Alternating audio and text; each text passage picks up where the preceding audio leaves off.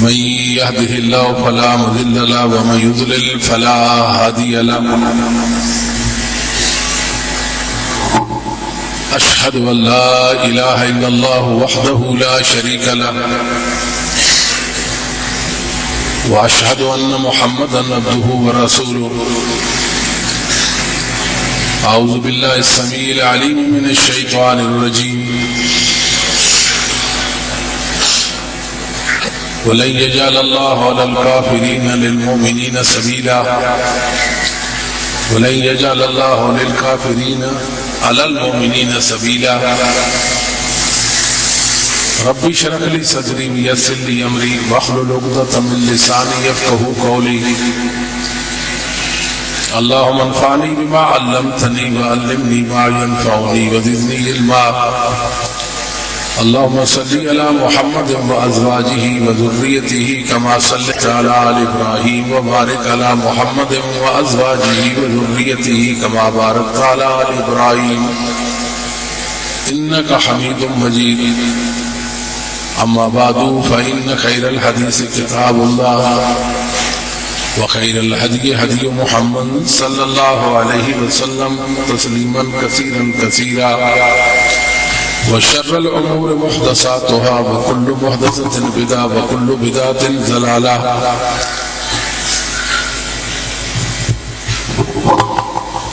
واجب الاحترام بزرگوں، نوجوان ساتھیوں، عزیز القدر طلباء بھائیوں، مجھ سے پہلے آپ حضرت شاہ صاحب کا اور دیگر ساتھیوں کا بیان سماعت کر رہے تھے۔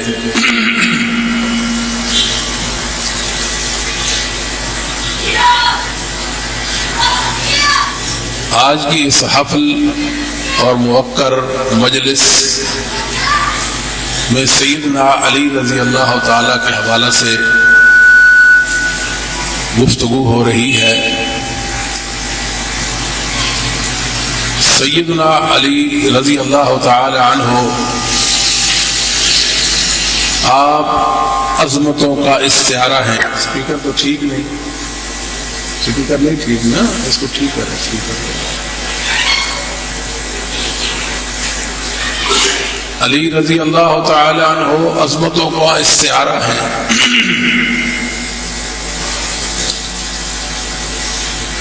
آپ کے بے شمار فضائل و مناقب ہیں۔ صحیح بخاری میں ہے کہ سیدنا عمر بن خطاب رضی اللہ تعالی عنہ کا آخری وقت تھا، تو آپ نے ایک بات فرمائی تھی کہ رسول اللہ صلی اللہ علیہ وسلم کی وفات ہوئی وہو عن امراض، نبی کریم صلی اللہ علیہ وسلم دنیا سے گئے، ان 6 شخصوں سے راضی گئے، علی، عثمان، طلحہ، زبیر، سعد بن ابی وقاص اور عبد الرحمن بن عوف رضی اللہ عنہ۔ کئی بار رسول اللہ صلی اللہ علیہ وسلم نے سیدنا علی رضی اللہ تعالیٰ کو جنتی بھی کہا، مشہور حدیث ہے جس میں 10 مبشرہ 10 اصحاب ہیں جنہیں دنیا میں جنت کی بشارت ملی ہے، ان میں جناب علی رضی اللہ تعالیٰ 4 نمبر پر ہیں۔ علی رضی اللہ تعالیٰ کی عظمت کو، آپ کی منقبت کو مومن مسلمان مانتا ہے۔ رسول اللہ نے فرمایا لا يحبك الا مؤمن ولا يبغضك الا منافق۔ علی مومن اور منافق میں فرق کرنے والے ہیں۔ جو علی سے محبت رکھتا ہے وہ تو مومن ہے، جو علی سے بغض رکھے وہ منافق ہے۔ یہ ایک الگ مسئلہ ہے کہ علی رضی اللہ تعالی عنہ خود فرمایا کرتے تھے، آپ انتہائی زیرک اور سمجھدار انسان تھے۔ آپ فرماتے تھے کہ میری وجہ سے السنہ ابن ابی عاصم وغیرہ میں روایت ہے کہ میری وجہ سے دو گروہ جہنم میں جائیں گے. ایک وہ جو میری شان میں غلب کرنے والا ہوگا، علی علی کہنے والا ہوگا، مگر اس کا میرے ساتھ کوئی علاقہ اور واسطہ نہ ہوگا. میرے متعلق اس کی محبت غیر شرعی ہوگی، شرعی نہیں ہوگی. وہ میرے متعلق فضائل پر مبنی جھوٹے واقعات، قصے اور بناوٹی کہانیاں بیان کرے گا. اور دوسرا گروہ جو ہے وہ میری شان میں تنقید کرے گا. جو اہل الحدیث ہیں وہ اعتدال پر ہیں. اللہ نے ان کو توسط دیا ہے، نہ افراط ہے، نہ تفریط ہے، نہ غلو ہے، نہ تکثیر ہے. یہ اس راستے پر ہے جس راستے کو اللہ نے سبیل مومنین کہا کہ وہ مومنوں کا راستہ ہے. مومنوں کے راستے میں محبت ہی محبت ہے. اصحاب کے بارے میں نفرت نہیں، بغض نہیں. علی تو ہمارا ایمان ہے. جب رسول اللہ صلی اللہ علیہ وسلم نے یہ بات فرما دی اور آپ کے بے شمار فضائل و مناقب یہ پہلے عرض کر چکے ہیں. علی رضی اللہ تعالیٰ کے بے شمار مناقب اور فضائل ہیں. آپ کے خصائل جمیلہ ہیں، آپ کے اوصاف عالیہ ہیں، مگر اس کا ہرگز یہ مطلب نہیں ہے کہ ہم انصاف بھی نہ کریں اور راہ حق سے ہم ہٹ جائیں. آج ایک بات عرض کرتا ہوں. احمد ابن حنبل رضی اللہ رحمہ اللہ تعالی فرمایا کرتے تھے، المستدرک علی الصحیحین ابن البی رحمہ اللہ کی ہے کہ جو فضائل علی کی ہیں، توجہ فرمائیے، جو فضائل سیدنا علی کے ہیں اور کسی کے نہیں. وہ تو جتنے فضائل علی کے ہیں اور اتنے فضائل اور کسی کے نہیں. یہ بات جب احمد ابن حنبل نے فرما لی تو اہل سنت کے امام ہے، ہم نے آپ کی بات کو ہاتھوں ہاتھ لے لیا اور اپنے عقیدہ اور دین کا حصہ بنا لیا. بات سمجھ آتی ہے؟ مگر سوال یہ ہے کہ احمد ابن حنبل تو یہ بات کہتے ہیں کہ جو فضائل علی کی ہیں وہ کسی کے نہیں. اس کے باوجود احمد ابن حنبل رحمہ اللہ تعالی ابو بکر کو پہلا نمبر، عمر کو دوسرا، عثمان کو تیسرا، علی کو چوتھا نمبر دیتے ہیں. بات سمجھائی؟ اگر کوئی ساری دنیا میں کہتا رہ جائے احمد بن حنبل فرماتے ہیں علی کے فضائل ہیں، کیا ہم کو منکر ہے علی کے فضائل کے؟ وہ تو بات ہی نہیں. جب ہم منکر نہیں تو ہمیں کوئی کیا کہے. سمجھ آتی ہے؟ اس کا مطلب یہ ہے کہ ابو بکر، عمر، عثمان کے بعد زیادہ فضائل کس کے ہیں؟ علی کے ہیں. یہ معنی بنے گا نا اس کا. ورنہ سیدنا علی کے بارے میں احمد حنبل کی رائے مختلف ہوتی ہے.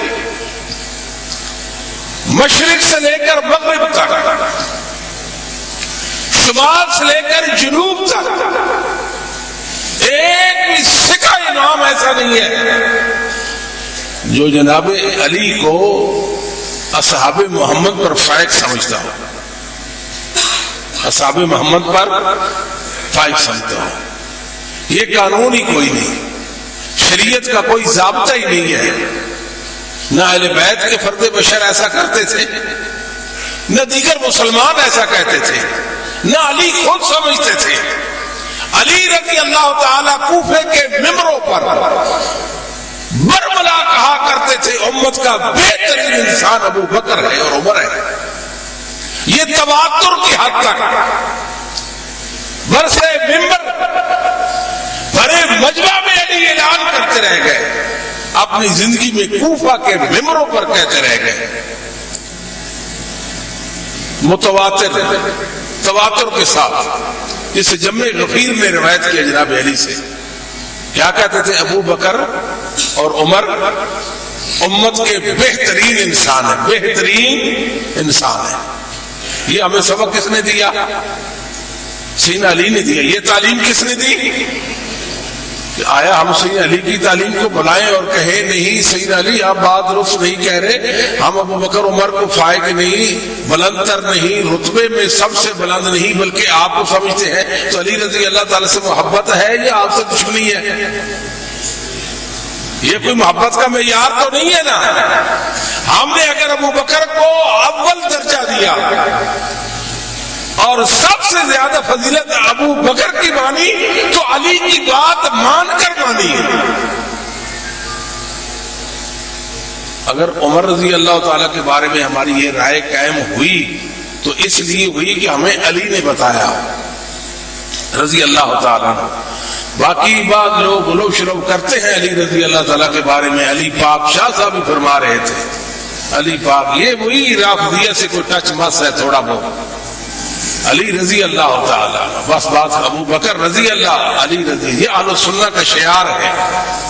علماء حق ائمہ اہل سنت اصحاب کے بارے میں رضی اللہ عنہ یا عنہم کے الفاظ استعمال کرتے تھے. کئی علی مولا کہہ رہے, علی مولا, علی مولا, علی مولا. غلو کرتے ہو. علی کے مقام مرتبے کو آپ بڑھاؤ گے, جو اللہ نے بڑھا دیا وہ کافی نہیں, جو رسول اللہ علیہ وسلم نے آپ کو مرتبہ عطا کیا وہ کافی نہیں.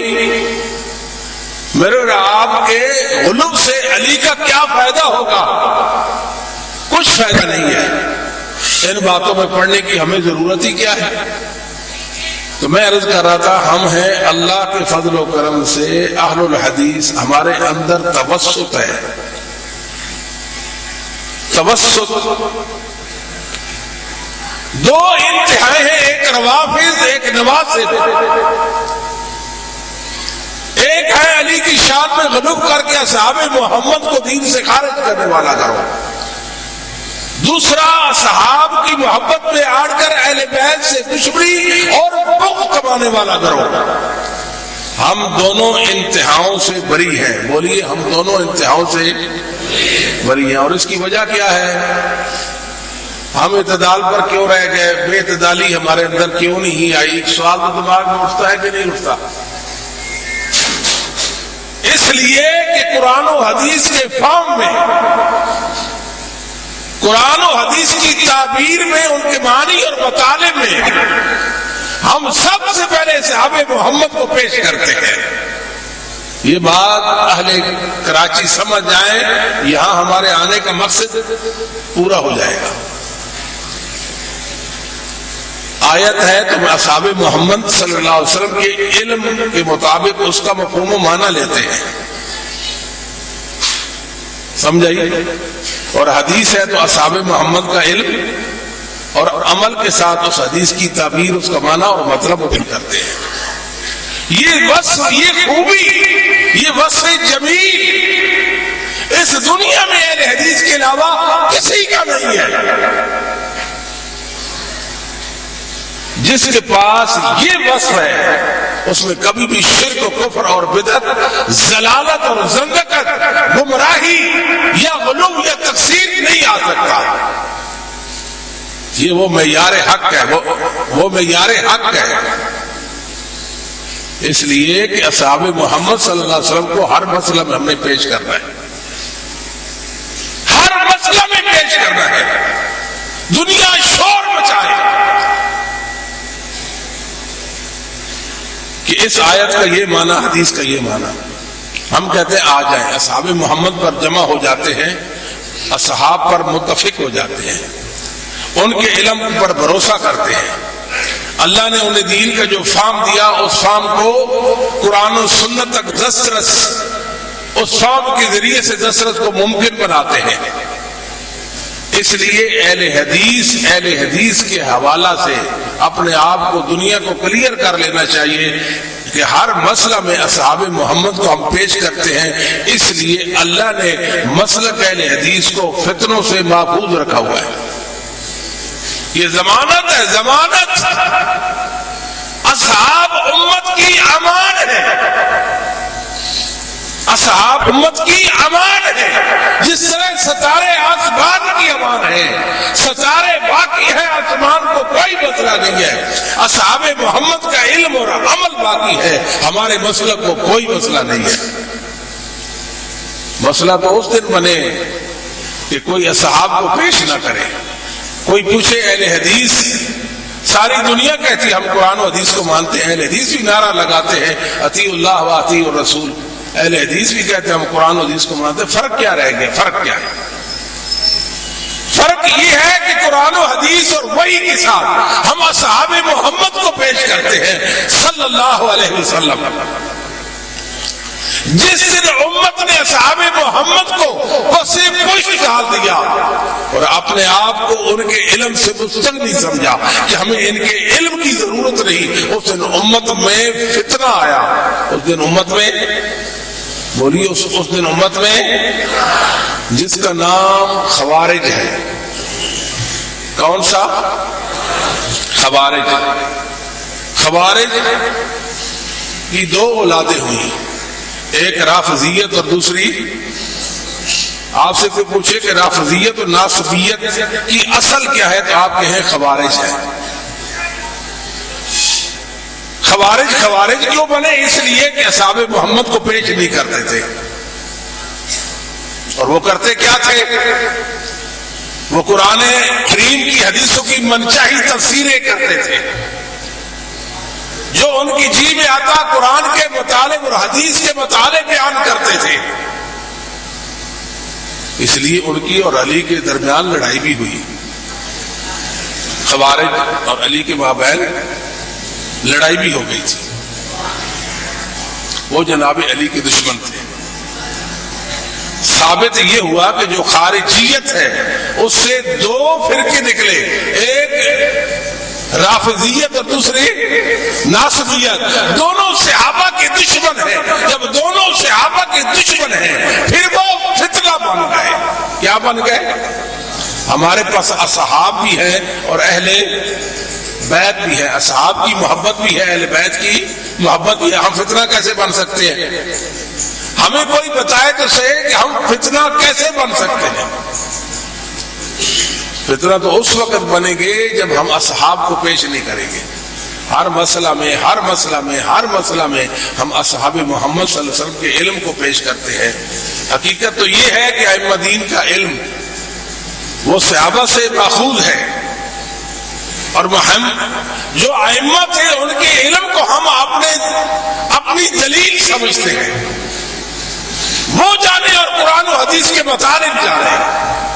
ہمارا کام ہے ائمہ کی پیروی کرنا، اہل سنت کی پیروی کرنا، ان کے عقائد و عمل کے مطابق اپنا عقیدہ اور عمل بنانا۔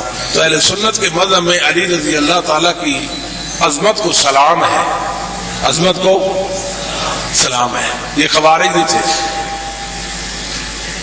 اللہ یاد باللہ، انہوں نے سیدنا علی رضی اللہ تعالیٰ کی تکفیر کر دی تھی۔ دوسرے لفظ میں وہ کہتے تھے علی کافر ہے، اللہ یاد باللہ کہیں۔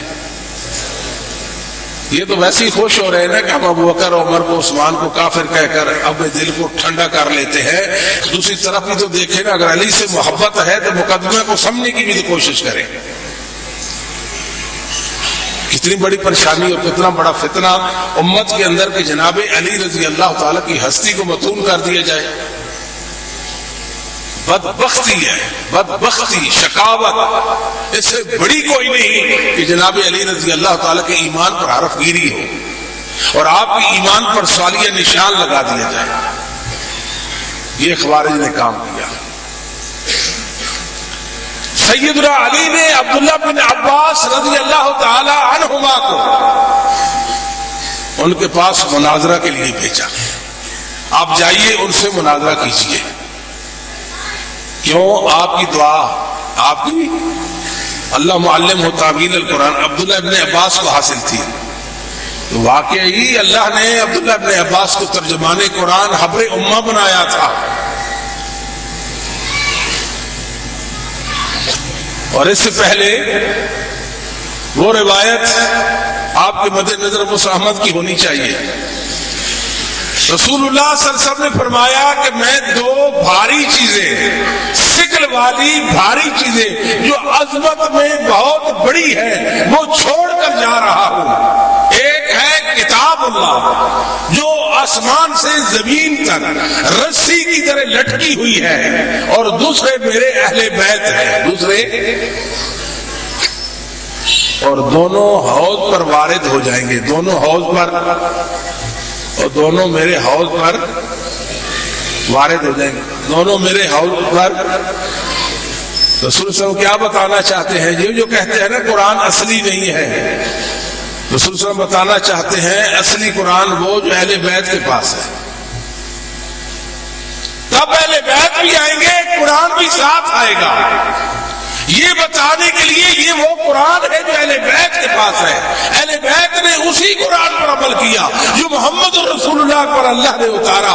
علی جس قرآن کو یاد کرنے والے اور امامت کرانے والے، پڑھنے والے، عمل کرنے والے، اس کو نشر کرنے والے، اسی قرآن کا اللہ نے علی کو فہم بھی دیا تھا. اسی قرآن کا سید علی کو فہم بھی ملا تھا. بخاری میں ہے کہ نہیں؟ پوچھا کیا آپ کے پاس کوئی خاص چیز ہے؟ نہیں، میرے پاس کوئی خاص نہیں، وہی جو قرآن میں اللہ اپنے بندے کو فہم دیتے ہیں وہ فہم میرے پاس ہے. وہ قرآن کی تفسیر اور قرآنی جو علم ہے وہ میرے پاس ہے. سمجھاتی ہے بات؟ اس لیے عبداللہ بن عباس رضی اللہ تعالیٰ کو جناب علی نے کہا جاؤ خوارج کے ساتھ مناظرہ کرو. وجہ انتخاب معلوم ہوئی. وجہ کیا تھی ان کو بھیجنے کی؟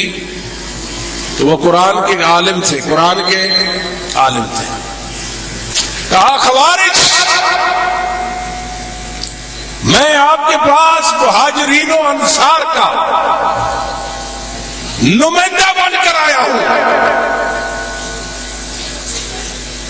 تم جو کہتے ہو علی الحکم الا للہ سے علی کا کفر لازم آتا ہے، میرا آپ سے سوال ہے یہ آیت مہاجرین و انصار نے پڑھی یا نہ پڑھی؟ یہ آیت مہاجرین و انصار نے پڑھی یا نہیں پڑھی؟ سمجھی یا نہیں سمجھی؟ دو باتوں کا جواب دے دو.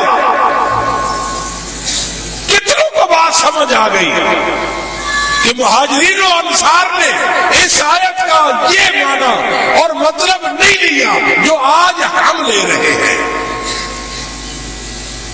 بنیاد کیا بنی کہ مہاجرین و انصار کا علم فائق اور فہم قرآن میں ان جیسا کوئی نہیں. اس موقع پہ سیدنا عبداللہ بن عباس رضی اللہ تعالی نے فرمایا ہم عالم بالوحی منکم، ہم عالم بالوحی منکم. بولیے ہم عالم بالوحی. یہ موجم کبیر طبرانی اور مستدرک میں صحیح سند سے ہے. ہم عالم بالوحی منکم، وہ اللہ کی وحی کی تعبیریں تم سے بہتر جانتے تھے. مسلمانوں، عبداللہ بن عباس نے یہ بات بتانا چاہیے کہ اللہ کی دین کی تعبیریں مہاجرین و انصار کو حق حاصل ہے. کس کو حق حاصل ہے؟ انصار کو. مہاجرین و انصار، مہاجرین و انصار.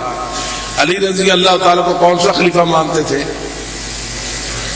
بولے چوتھا خلیفہ مانتے تھے نا. کوئی صحابی، کوئی صحابی، کوئی صحابی، کوئی تابی، کوئی تبع تابی، کوئی اہل سنت کا سکہ امام، اس کا نام تو بتا دو صرف اور صرف کہ جناب علی کو پہلا خلیفہ مانتا ہو. دنیا میں اس کا کوئی ثبوت؟ ہاں جھوٹ بولے، سینہ تان کر بولے، سینہ زوری سے کام لے اور کہیں کہ علی خلیفہ بلا فصل ہے، کہتے رہ جائیں. مہاجرین و انصار سے اہل بیت میں سے کوئی فرد بشر بتاؤ جو جناب علی کو پہلا خلیفہ مانتا ہو. اگر پہلا خلیفہ مانے تو اس کا مطلب یہ ہے کہ مہاجرین و انصار کو خطا پہ ثابت کر رہا ہے. کیا کر رہا ہے؟ مہاجرین و انصار کو غلطی پر ثابت کر رہا ہے. ان کی تو غلطی تھی، خلافت تو علی کا حق تھا تو کس سے دے دیا؟ وہ کسے دے دیا؟ ابو بکر کو دے. کبھی علی رضی اللہ تعالیٰ نے یہ بات کہی ہے؟ بات نہیں سمجھ. کبھی کہی ہے کہ حق تو میرا، میں حقدار تھا، انہوں نے میرا حق مارا، میں خاموش رہ گیا، قوم بڑی پریشانی اور فساد سے بچ جائے تب میں خاموش رہا، ورنہ میں نے تو لڑ پڑنا تھا. اتنی بڑی ذمہ داری خلافت کی جو محمد صلی اللہ علیہ وسلم کسی کے سر پہ ڈالیں اور وہ کہے کہ نہیں میرے لیے تو مسئلہ ہے کہ امت لڑنا پڑے، لہذا میں اپنا حق لینے سے قاصر ہوں، میں بولتا بھی نہیں ہوں. کبھی بولے ان کے تو وہم و گمان میں بھی یہ بات نہیں تھی کہ میں پہلا خلیفہ ہوں. اور ایک روایت بخاری سے پیش کی جاتی ہے کہ 6 مہینے تک سیدنا علی سیدنا ابو بکر کی بیعت سے پیچھے رہے. کتنے مہینے تک؟ یہ دنیا کی بے حقیقت بات ہے، نہ رسول اللہ کی حدیث تو ہو نہیں سکتی، اور نہ جناب علی یا کسی صحابی کا یہ اثر ہے. یہ تو زہری کا ادراج ہے. کس کا ادراج ہے؟ زہری کا ادراج ہے، حدیث نہیں، اثر صحابی نہیں. یہ تو ویسے ہی بیچارے سنی تھے، انہوں نے تو آنکھیں نہیں کھولی، کہا بخاری میں آ گیا، بخاری میں آ گیا، بخاری میں آ گیا. بخاری میں تو سب کچھ ہے، اور بخاری کی تو وہی روایتیں صحیح ہے نا جو مسند روایات ہیں، جو امام بخاری نے اپنی سند سے محمد صلی اللہ علیہ وسلم تک متصل ثابت کر دی ہے. بعض تو ان پر ہے نا صحیح ہونے کی، خیال ہی نہیں کیا. رو بھی اتنا تھا بخاری کا، بخاری میں آیا علی رضی اللہ تعالیٰ پیچھے رہ گئے. آپ سے کوئی کہے کہ سیدنا علی 6 ماہ تک بیعت کرنے سے پیچھے رہ گئے، آپ کہے میں نہیں مانتا. اگر منوانا چاہتا ہے تو پھر دلیل کوئی بھی نہیں لا سکتا. یہ تو ویسے ہی کسی نے بات کر دی ہے. علی رضی اللہ تعالیٰ نے لمحہ بھر بھی تعامل نہیں کیا اور آپ فوراً آپ کے ہاتھ پر آپ نے بیعت کی. دوسری بات، اگر مسلمان اس چیز کو تسلیم کر لیں اور اس چیز کو دنیا سے منوا لیں، بہت سارے بارے مسائل حل ہو جائیں گے. پہلا مسئلہ کیا ہے کہ خلافت منسوس نہیں ہے. کیا کہا؟ خلافت منسوس. کل شاہ صاحب کہہ رہے تھے نا وسیع رسول اللہ سیدنا ابو بکر کو، اور وسیع رسول کا تو مسئلہ ہی کوئی نہیں اسلام میں. بات تو نہیں سمجھ آئی؟ بات سمجھ آئی کہ نہیں؟ وسیع رسول کا مطلب یہ ہے کہ اللہ کے نبی صلی اللہ علیہ وسلم نے واضح کہا میرے بعد ابو بکر خلیفہ ہے. ایسی تو کوئی بات نہیں ہے نا. آپ نے لطیف اشارے فرمائے، نص جلی نہیں بلکہ نص خفی تو ہے، مگر یہ کوئی نہیں ہے کہ وسیع رسول. علی رضی اللہ تعالیٰ کو نبی پاک صلی اللہ علیہ وسلم نے پوری زندگی ایک دن بھی وسیع رسول نہیں کہا تو میرے بعد علی خلیفہ ہوں گے، میرے وسیع ہیں، میرے بعد خلیفہ ہوں گے. یہ بات آپ نے ایک دن بھی نہیں فرمائی. روایات تو محدثین کی سندوں سے آئی ہیں، محدثین کی کتابوں میں مندرج ہیں. تو فیصلہ ان کا کس سے کرائیں گے؟ خود کریں گے یا محدثین سے کرائیں گے؟ روایت محدثین کی اور فیصلہ ہمارا چلے گا، یہ تو بات نہیں. جو محدثین سے اپنا تعلق کاٹ لے اور محدثین کی روایتوں پر بحث کرے اور ان کے متعلق کوئی بات کرے، اس کو حق ہی کوئی نہیں ہے. رسول اللہ صلی اللہ علیہ وسلم نے کبھی سیدنا علی کو وسیع نہیں کہا. اگر ہوتے اس کا مطلب یہ ہے کہ اس دور کی کریم محمد صلی اللہ علیہ وسلم کے ساتھی مہاجرین و انصار ایک غلط فیصلے پر جمع ہو گئے، رسول اللہ کی حدیث کا لحاظ نہیں کیا. یہی مطلب بنے گا، اور تو کوئی مطلب نہیں. یہی مطلب ہے نا. ایسا کیا ممکن ہے؟ آپ کا ایمان کیا کہتا ہے کہ رسول صلی اللہ علیہ وسلم فرمایا علی وسیع رسول ہے، اور آپ کا یہ فرمانے گرامی ہو اور یہ ثابت ہو آپ سے، اور صحابہ کے لیے ابو بکر ہے. کیا امت یہ امید رکھ سکتی ہے؟ متوسط امت ہے، یہ انصاف کر سکتی ہے؟ یہ حقدار کا حق اس تک پہنچا سکتی ہے؟ مسلمانوں غور کرو، یہ امت عظمتوں والی امت ہے. مہاجرین و انصار محمد صلی اللہ علیہ وسلم کے تھے، آپ کی تربیت یافتہ تھے. جو جس کا مقام مرتبہ تھا اس کو دے دیا. سیدنا علی نے بالکل ایک دن بھی نہیں کہا کہ فلاں موقع پر میرے متعلق رسول اللہ کا یہ فرمان، میرے متعلق رسول اللہ کا یہ فرمان، میرے متعلق آپ نے یہ فرمایا تھا، لہذا میں خلیفہ ہوں. اس کی دنیا میں نظیر کوئی نہیں ہے، دنیا میں اس کی نظیر کوئی نہیں ہے. اور دوسری بات، گزشتہ بات کے ساتھ، کہ سیدنا علی کے جو فضائل ہیں ان کے ہم قائل ہیں. بولیے، ان کے ہم قائل ہیں. میری دانش میں میرے ناقص علم کے مطابق، بولیے، میرے ناقص علم کے مطابق جناب علی کی ایک فضیلت بولیے، ایک فضیلت بھی ایسی نہیں ہے جس فضیلت میں آپ کا کوئی ثانی نہ ہو، کوئی آپ کا ساتھی اور شریک ہو، صحیح نہ ہو. ایک فضیلت بھی جناب علی کی نہیں ہے. علی تو ہمارے ہیں بے شک، علی ہمارا ایمان اور علی کی عظمت و سلام.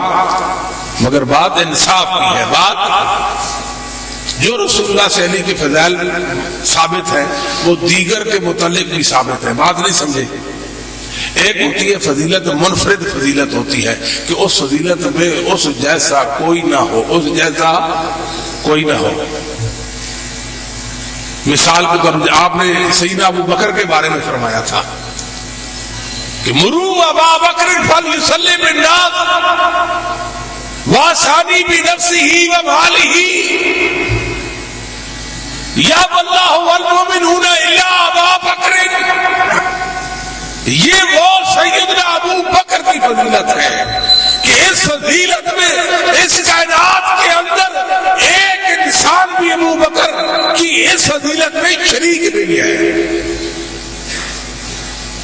جناب علی کے فضائل ہیں، ڈھیروں فضائل ہیں. بولیے، جناب علی کے فضائل ہیں.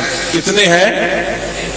احمد بن حنبل رحمۃ اللہ علیہ نے جو فرمایا کہ آپ کے فضائل، جو آپ کے فضائل کسی کے اتنے نہیں ہیں. کتاب لکھی فضائل الصحابہ. کیا لکھی کتاب؟ فضائل الصحابہ. اس میں پہلا ذکر کس کا کیا؟ کسی کو معلوم؟ سیدنا ابو بکر کا. دوسرا، تیسرا اور چوتھا کیا سمجھانا چاہتے ہیں اور کیا بتانا چاہتے ہیں؟ اس قول کا مطلب تو سیدنا علی کے متعلق جو قول ہے احمد بن حنبل سے پوچھیں گے. جناب علی کی فضیلت ایک فضیلت بھی نہیں جس میں آپ منفرد ہیں. ایک فضیلت بھی نہیں ہے جس میں آپ منفرد ہوں. ایک فضیلت بھی نہیں ہے جس میں آپ منفرد ہیں. فضیلت تو وہ ہوتی ہے نا جو ثابت ہوتی ہے، جو ہوتی ہے ثابت ہوتی ہے. جو غیر ثابت روایتیں، غیر ثابت چیزیں فضیلت نہیں ہوتی. ہاں، ایک رد شمس کہ جناب علی پر سورج پلٹ آیا تھا، یہ ایک روایت پیش کی جاتی ہے. اس کو کیا کہتے ہیں؟ رد شمس. کہ عصر کا وقت گزر گیا، علی رضی اللہ پریشان کھڑے ہیں کہ نماز عصر کا وقت جاتا رہا، سورج کو حکم ہوا کہ واپس پلٹو، عصر کا وقت ظاہر کرو. علی نے نماز عصر ادا کی، سورج غروب ہوا. یہ روایت محدثین کے اصولوں کے مطابق یہ روایت ثابت نہیں ہے. ابھی تو ہم زندہ ہیں، ہمارے زندہ ہوتے ہوئے کوئی ایسی بات کر سکتا ہے؟ زیادہ مسلمانوں کی جو کتابیں، حدیث کی کتابیں، ان سے ہمیں روایت لا کے دے گا، اس کی سند پیش کرے گا. ہم کہیں گے آئے محدثین کے اصول کے مطابق اس روایت کا ثابت ہونا یہ بھی آپ پر ہے. تو کوئی جرت ایسا کر سکتا تو ٹھیک ہے. جھوٹے اور وضی مناقب بیان کرنے کا فائدہ ہی کیا؟ شامی نے بتایا، دیگر اہل علم کہتے تھے، بخاری نے بخاری میں ذکر کیا جتنے جھوٹ جناب علی پر بولے گئے، جتنے جھوٹ جناب علی کی طرف منسوب کیے گئے، اتنا کسی پر جھوٹ بولا ہی نہیں گیا۔ کوئی بات ہے پڑھنے کی؟ نبی کریم صلی اللہ علیہ وسلم بیٹھے ہوئے تھے، ایک بھونا ہوا پرندہ آیا، لاؤ میں اپنے ساتھ کسی کو شریک کرنا چاہتا ہوں۔ ابو بکر نہیں، عمر نہیں، عثمان نہیں، ہاں علی کو آنے دو۔ کوئی اس کو بھی پیش کر سکتا ہے کہ نہیں؟ اور یہ روایت بھی ثابت نہیں ہے۔ انصاف شرط ایک دن آئے گا جس کو لوگ قیامت کہتے ہیں۔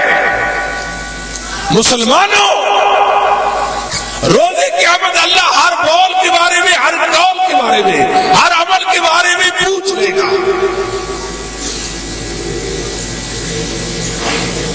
کیا ایسا ممکن ہے کہ ضعیف روایت کی بنیاد پر جناب علی کی شان میں غلو کیا جائے؟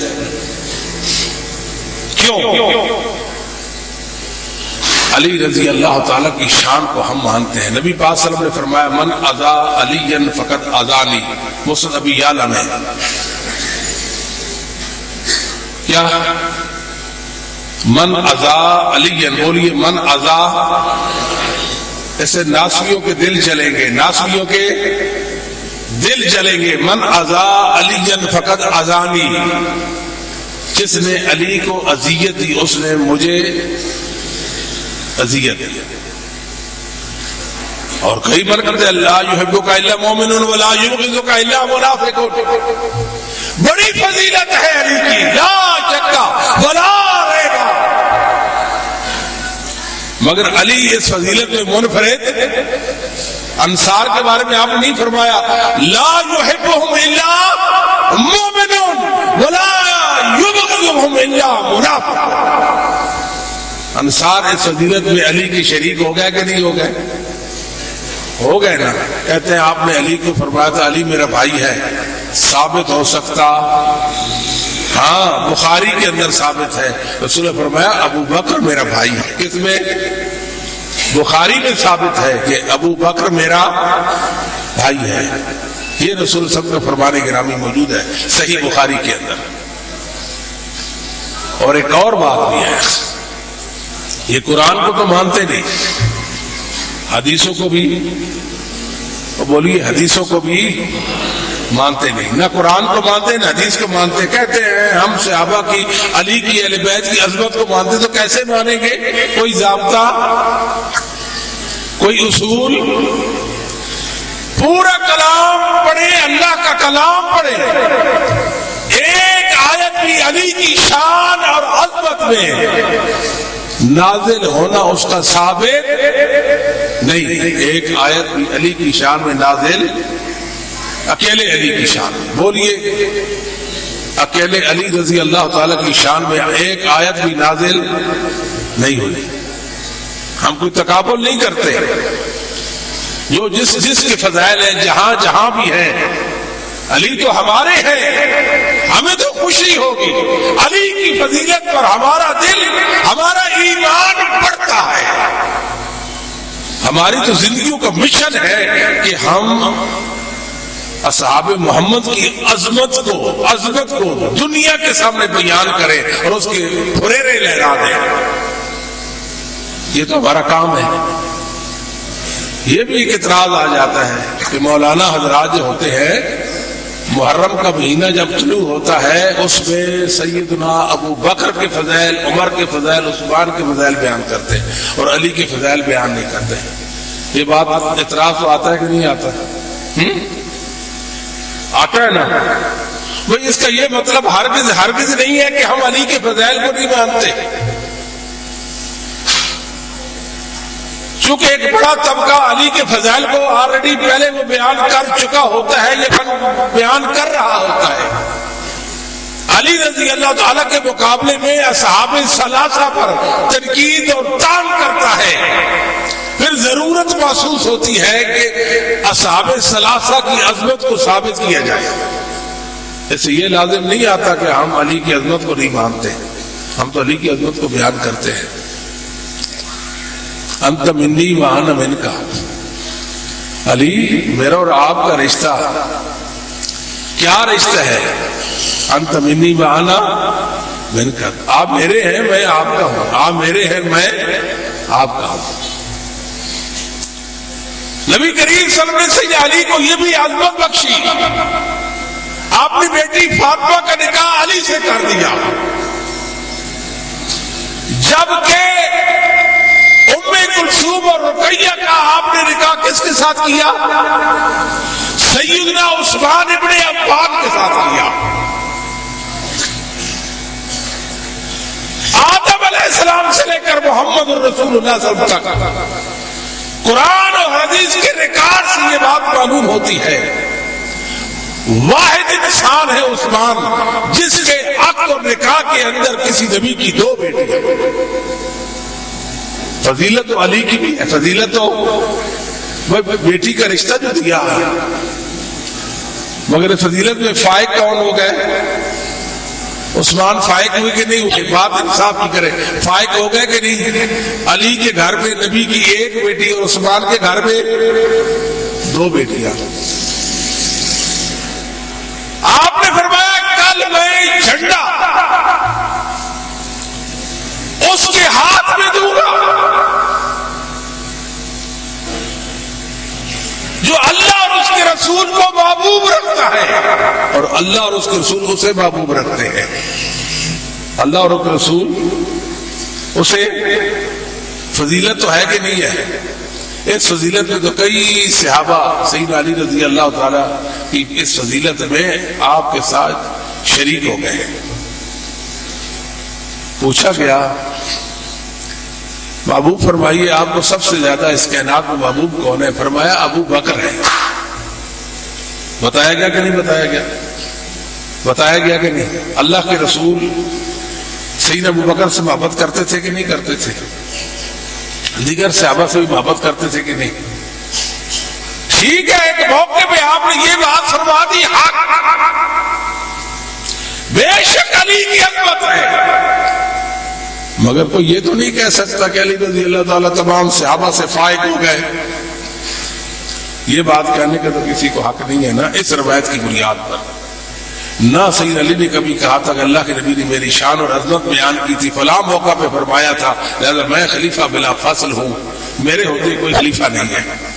مگر ظلم یہ ہو گیا اس دنیا میں، بعض منافقوں نے اور چال بازوں نے، بعض جاہلوں اور ظالموں نے، بعض زندیقوں اور بعض دجالوں نے اور بعض ظالموں نے یہ بات کر دی کہ ابو بکر انتظامی خلیفہ تھے، علی روحانی خلیفہ تھے۔ یہ بدعت کس نے جنم دی؟ بولیے یہ بدعت کس نے جنم دی؟ یا روافض نے اور یا کسی اور نے، یا کسی اور نے۔ کوئی سنی مسلمان کا یہ عقیدہ ہو سکتا؟ اور بولیے سنی کا یہ عقیدہ ہو سکتا؟ سنی کا یہ عقیدہ ہو سکتا؟ وہ سر پہ قرآن رکھ کر بھی آ جائے، حدیثوں کے انبار اٹھا کے ملائے، ہم کہتے ہیں ایک سنی بیچ کر بتا اہل سنت والجماعت نے قرآن اور حدیث کو سمجھا ہے یا نہیں سمجھا، قرآن اور حدیث کے مطابق اپنا عقیدہ بنایا ہے یا نہیں بنایا، علی کو حق دیا ہے یا نہیں دیا؟ سوال تو ہمارا ہونا چاہیے کہ نہیں ہونا چاہیے؟ ہمارا سوال ہے، یقیناً قرآن کو سمجھا اور حدیث کو سمجھا، مگر ان کے عقیدے میں یہ بات نہیں آئی کہ علی جو ہے علی روحانی خلیفہ تھے۔ کون سا خلیفہ تھے؟ کئی لوگ بے باک ہیں، اللہ کی قسم اتنی بے باکی ہے دین کے معاملے میں، ذرہ برابر بھی ان کے اندر حساسیت نہیں، ذرہ برابر بھی۔ اور دین نازک چیز ہے، حساس چیز ہے، کیا اللہ کے دین کے متعلق ایسے ہی ہم بے پرکی اڑائیں گے؟ جو ہمارے جی میں آئے گا رائے زنی کریں گے، جو جی میں آئے گی ہم اپنا عقیدہ بنا لیں گے، قرآن حدیث کے دلائل کو الگ کر کے میرا یہ عقیدہ ہے، یہ میرے دلائل ہے، یہ کسی کو حق ہی کوئی نہیں ہے۔ امت اس بات کو سمجھ نہیں آئے تو پتہ نہیں کتنی فتنہ گریاں ختم ہو جائیں گی، پتہ نہیں کتنی فتنہ گریاں ثابت ہوں۔ ایک روایت کے اندر کہا کہ ابو بکر گئے خیبر کو فتح کرنے کے لیے، ایک روایت آتی ہے آپ تو نہ کر سکے، ناکام رہ گئے، پھر عمر کو بھیجا، عمر بھی نہ کہا، پھر علی گئے، علی فاتح خیبر بن گئے.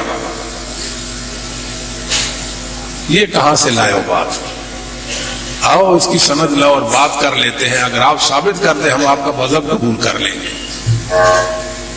بھائی محدثین کی روایتیں ہیں، سندیں ہیں، سندیں.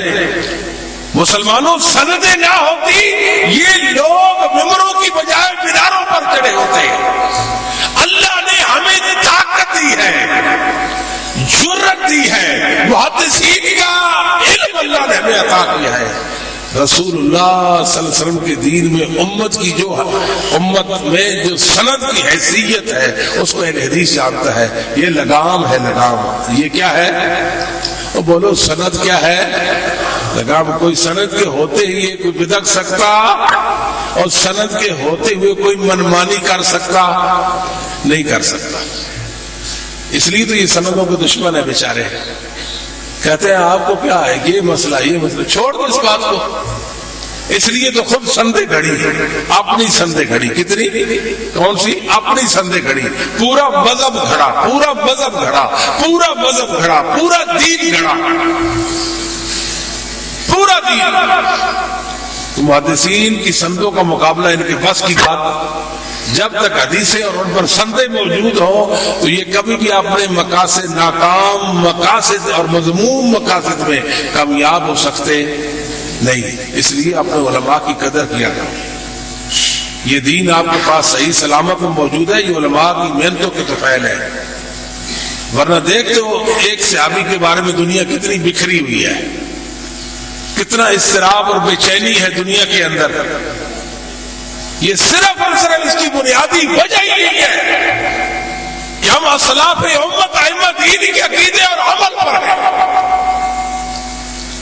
ایک کہنے والے نے کہا، غامدی صاحب نے کہا، آپ جانتے ہیں نا اہلیان کراچی، غامدی صاحب میٹھا زہر دیتے ہیں، یہ معلوم ہے نا آپ کو. غامدی صاحب کون سا زہر دیتے ہیں؟ میٹھا زہر دیتے ہیں. وہ تو کھانے کے بعد پتہ چلتا ہے نا مزاج پہ کیا اثر چھوڑتا ہے. ہم نے کہا دیکھو آپ علی کو اہل بیت سے مانتے ہیں. سنی مسلمان اہل الحدیث اہل السنہ والجماعت کہتے ہیں علی اہل بیت سے ہیں. علی کیا ہے؟ بولیے. اہل بیت سے ہیں. یہ کہتے ہیں نا. آپ کا عقیدہ ہے کہ نہیں ہے؟ رسول اللہ صلی اللہ علیہ وسلم نے اہل بیت کی فضیلت بیان کر دی. اذکرکم اللہ فی اہل بیتی. سیدنا ابو بکر نے کہا ارکبوا محمدا فی اہل بیتی. لوگوں واسطہ ہے، واسطہ رسول اللہ کے اہل بیت سے زیادتی نہیں کرنی، ان کے حقوق کی رعایت کرنی ہے، ان کا احترام واجب سمجھنا. ان کا احترام اللہ کو پتا تھا، محمد صلی اللہ علیہ وسلم کو بتا دیے گا اہل بیت کے دشمن پیدا ہوں گے، اہل بیت کے دشمن پیدا ہوں گے. بولیے اہل بیت کے یا رسول اللہ علیہ وسلم کے خانوادہ نبوت کے دشمن ہوں گے. خانوادہ نبوت کے جو ناسبی ہے، ناسبی وہ بھی بڑا ظالم ہے، اصل میں وہ رافضی ہے. ہر ناسبی رافضی ہوتا ہے، ہر رافضی ناسبی ہوتا ہے. یہ بات یاد رکھنی ہے. سیدنا علی کی فضیلت آئی بخاری مسلم حدیثی آ گئی. بخاری مسلم میں حدیث سیدنا فاطمہ کی فضیلت میں حدیثیں آ گئی. حسن حسین کی فضیلت میں حدیثیں آ گئی. سب کو اڑائیں گے، سب کو اڑائیں گے، سب کو اڑائیں گے. اس حدیث میں یہ مسئلہ، اس میں یہ مسئلہ. اب یہ پیدا ہو گئے بخاری مسلم پر اعتراض کرنے چلے ہیں، کیونکہ بخاری مسلم میں اہل بیت کی فضیلت ہے، بخاری مسلم میں علی کی عظمت ہے، بخاری مسلم میں فاطمہ کی فضیلت ہے، اہل بیت کی فضیلت ہے، حسن و حسین کا درجہ اور مقام ہے.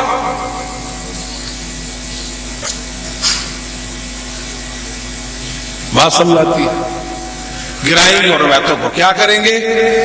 مگر اہل حدیث کے ہوتے اس دنیا میں اہل بیت کی عظمت کے حوالے سے کوئی ایسی ویسی کارروائی کامیاب ہو سکتی نہیں. کسی نے آج تک کوئی مسلمانوں سے بخاری مسلم کی حدیث چھینی ہے جی؟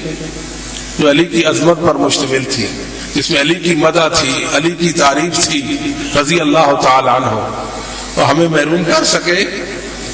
نہیں کر سکے۔ ناصبی دشمن ہے اتنا ہی جتنا رافضی دشمن ہے۔ دو انتہائی ہیں، وجود اس لیے ان کا بنا کہ وہ صحابہ محمد پر اعتماد نہیں کرتے تھے، تب فتنہ کریا میں پڑ گئے۔ ہے اہل حدیث اللہ کے سچے دین پر اور محدثین کے مسلک پر رہے اعتدال ہے ہمارے پاس۔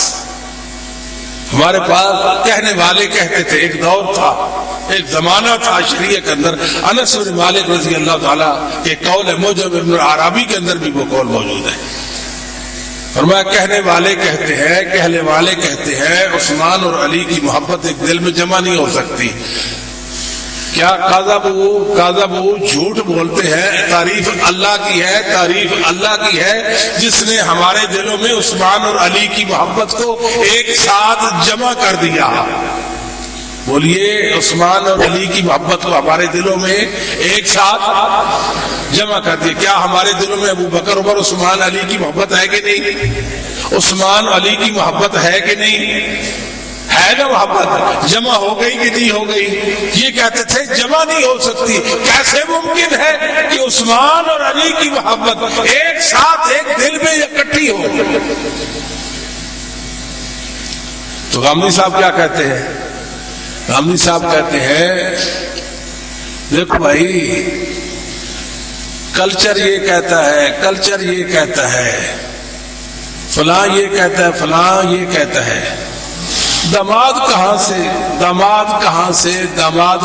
سے اہل بیت میں سے ہو سکتا ہے؟ اگر علی اہل بیت میں سے ہے تو عثمان کا دوہرا داماد ہے، وہ کیوں نہیں؟ بات سمجھائی کسی کو؟ بظاہر بات معقول ہے کہ نہیں معقول؟ بولیے، بظاہر بات معقول ہے کہ نہیں؟ کوئی داماد تو اہل بیت میں سے نہیں ہوتے، اگر ہوتے تو عثمان کو کیوں نہیں مانتے ہو؟ عثمان کو بھی تو مانے نا، وہ کیوں نہیں مانتے ہو؟ بات معقول ہے۔